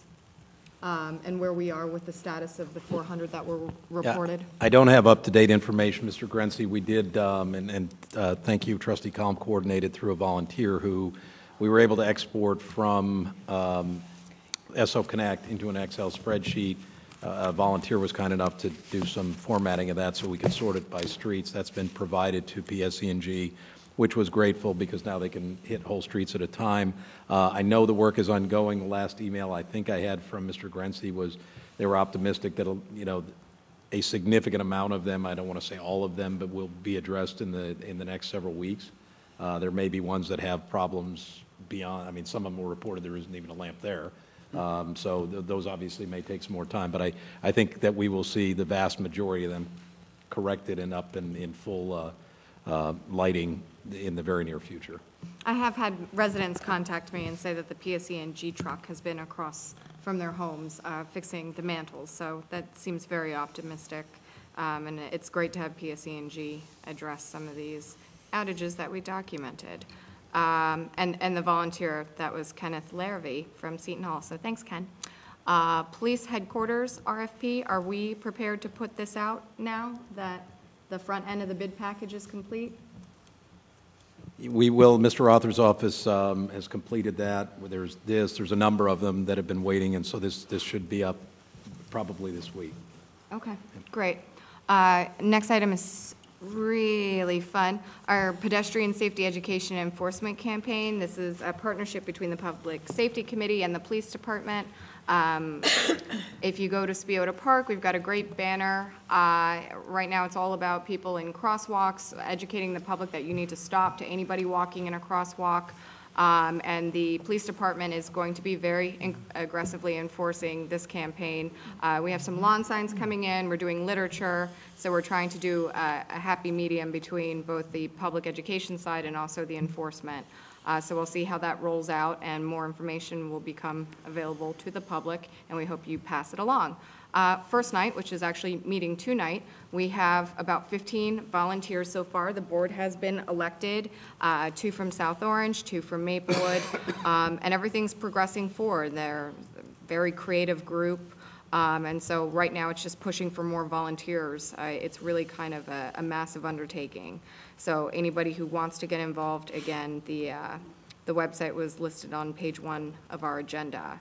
The Irvington Avenue Corridor Advisory Committee, another great group that is accomplishing a whole lot. They have established themselves into 4 different working groups. Marketing, which, as you heard earlier tonight, is working on the branding right now. The 3 different names that are being proposed are South Orange Uptown, Urbana, and Seton Village. So we're encouraging everybody to cast their vote. The Events Committee is looking at an international food festival for Irvington Avenue over maybe July, August timeline. That's where they're focusing their attention. Under beautification, they had their meeting recently, and their focus right now is the hanging baskets, which the village administrator has already worked with our Department of Public Works on, that the baskets that are in the central business district will now also appear on Irvington Avenue, and that'll be beautiful. Lighting is trying to get double the amount of mantles in each of the gas lamps. Banners for gas lamps, when the new brand is established, we're going to get, you know, those little hanging flags, and we're working with Seton Hall to also get banners from the university and then just stagger them. Looking at potted plants, a community garden, some cool new garbage cans, and then taking care of some of the crosswalks and painting them and just making sure that they look nice. So that's the beautification committee, and they had their first merchants meeting earlier this week on Monday, I believe, or last week. So they're trying to establish a merchants association on Irvington Avenue. One thing the board will be hearing from us on at the next meeting is we have invited the village planner to join the group to talk about the various tools that a municipality can use under state statutes regarding redevelopment or areas in need of rehabilitation, et cetera. I forwarded a memo out to the full board of trustees. So we will be discussing this as a committee at our next meeting with a recommendation at the following meeting for the board on how we would like to proceed. And if you have any questions on that memo and you can't attend, shoot them over to me and I'll be happy to bring them up. That was a lot shorter than the 35 minutes I used during last conference agenda. That was incredible. Let's set a precedent. Thank you. Trustee Clark? Okay, Public Works and Infrastructure. For, I'd say, most of the capital projects, Mr. Lewis has already gone through most of those. One of those that I don't believe you did mention was that folks may see some work beginning on the pathway running from Mead Street near the duck pond. That's scheduled to begin on Monday, I believe, and hopefully it's done within 45 days. So moving off of that, let's see the Environmental Commission. I'm going to plug River Day again, which this year is May 4th, 11 to 4 p.m. That's the volunteer cleanup of the river. But also there'll be a lot of other fun things going on. We've got some good musical acts. We've got the Rejuvenary River Circus this year, so first time we've had a theater component to it as well. And you can check out soriverday.org for specifics on the schedule, etc. Also, a quickie update on something I'd mentioned previously about the green teams of Maplewood, South Orange, and Millburn working on a sustainable yard care program. That's going to be called Re-Yard, and they hope to launch the pilot for the program at either River Day or Green Day, depending on how quickly that can progress. I didn't realize that the village president was going to be making announcements about solarized SOMA, but the Energy Policy Advisory Committee and an Environmental Commission member are helping to support that effort. I think at the outset he explained the basic premise of it, but they've already done an RFP, have a pretty good provider, and the more people who opt in, the less expensive it gets for everyone who opts in. So it's a pretty good program. Let's see. Moving on down. Community Coalition on Race. They're having, as one of their conversations on race, implicit bias. So that's Wednesday, May 14th at Temple Sherry Tefillo. And that's going to be about implicit bias, and hopefully through discussion people will gain greater awareness of how implicit biases are at work in their lives, discover how implicit attitudes can be modified, and create change through intentional and conscious efforts to alter hidden biases. You can pre-register for that by sending an email to info@twotowns.org. And I think what I'll do is just jump right in on behalf of Trustee Schnall for Rec and Culture. Let's see, I guess the big thing for Rec and Culture is the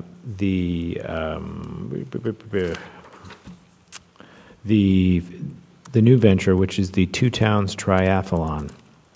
That is a triathlon for kids, so swimming, biking, and running. This is the first year this is going to be held, and it is a joint venture with Maplewood and also the YMCA.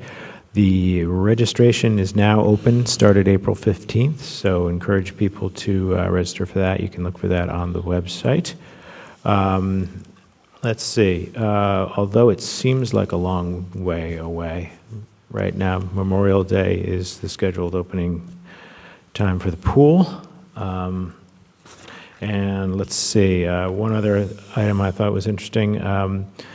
Because of the success the Village Center Alliance and SOPAC had with the piano project, they are looking to partner up with Sandy Martini and the Piero Gallery, and they're looking for more ideas and locations for art and sculpture in the village and for upcoming events. So if you have ideas either for cool locations or cool art and sculpture type ideas, reach out to the Piero Gallery and Sandy Martini. Very cool. Thank you. So we had one discussion item from the special meeting, which was the gas leak. Mr. Levison. Yeah, I wanted to have PSE&G report on what the problems have been for the last few years about gas leaks specifically along South Orange Avenue, but I think it's more than just South Orange Avenue. But we have not been able to get PSE&G to respond to a number of inquiries to them. The representative is off on vacation. Hopefully, we'll have the information next week. Barry, you haven't gotten any further? No. No. Might want to make the point that you're not talking about existing gas leaks, but that you are proactively concerned about the potential for them and what PSE&G is doing to potentially head that off. So. Understand, we know that they're hunting all over the place to find where the leaks are. I know in some cases they think they have some infiltration of water going into the system, but we should understand if there is a risk, what kind of risks are involved. Specifically, the gas infrastructure, we know that there have been a number of fires and explosions lately because of the gas infrastructure. Not necessarily in South Orange. Right. Not in South Orange. Let's clarify. Yeah. But there is a concern that Yeah. I noticed when I was driving through Montclair that they seem to be having the same problem there along Bloomfield Avenue and got the name of the other street. They have the same kind of things, but the patching along South Orange Avenue is a little patching, and they even did a couple up in I think, I can't remember if it was Longview or Glenview, but their patch jobs have been horrible. And I know their argument has been they're going to have to go right back in, but still the patch work that when they dig up in the street and put the asphalt back in, they have to do a better job. Yeah. Because they're coming right out, and we're having potholes being created by them, and we really don't need any help making additional potholes. Well, part of the problem is that we have all of these smokestacks that are sitting around Right. In the middle of the streets. And sidewalks, And sidewalks. with no and- signage. Correct. And I know that we had to wait 3 months to get our fiber optic cables installed because one of the manholes had a gas leak in it, and we had to wait for PS&G to repair that before we can get back into that manhole to do a splice, which caused us some delays in the project. But there is concern about the number of holes that they're digging along South Orange Avenue, and I saw they're digging on Walton into Maplewood. Do you think that this is a problem that is with their infrastructure in older towns like ours? Yes. Yeah. Yeah. The point of that question is, I mean, we could see what happens, is it Everton who's on vacation? Yeah. When he gets back. But if we don't feel confident or feel good about the response that we get from them, maybe we go to a couple of the other, governing bodies and mayors of the other towns too, and also, our state legislators, and go to them and say, this is a concern. Because there was actually that pretty big, it wasn't an explosion, but the leak on South Orange Ave last year. That was what, in the fall or summer of last year. I mean, that was a pretty major. That was like pretty serious. Down at Seton Hall. Well, there was one up on South Orange Ave by Wyoming. Yes. I mean, Near it was the just school. like They're vacating houses. spewing. Yeah, we were evacuating houses, and the gas was spewing into the air. Well, I think that was a contractor problem. Yeah, it was. But so that might not have been from the aging infrastructure. Although the patch job on that area of the road is pretty bad too. Howard, But do you- anyway, so just keep us updated on that, and if there's anything that we need to do to get other towns looped in, Yeah. we should do that. I've copied Thigpen on that as well. Okay. Did you have a specific request for the board that we can help you with, or I don't know the topic No, I was very- hoping that we would have contacted Everton. He would have gotten the information for this meeting. But Okay. he's been away. Okay, so we'll just wait till So the by next next meeting, meeting for, okay. Okay, is there anything else? Motion to adjourn? Motion to adjourn. Moved by trustee Reisner, Second. seconded by trustee Clark. All in favor? Aye. Any opposed? Thank you. Not as late as it seemed like it was going to be.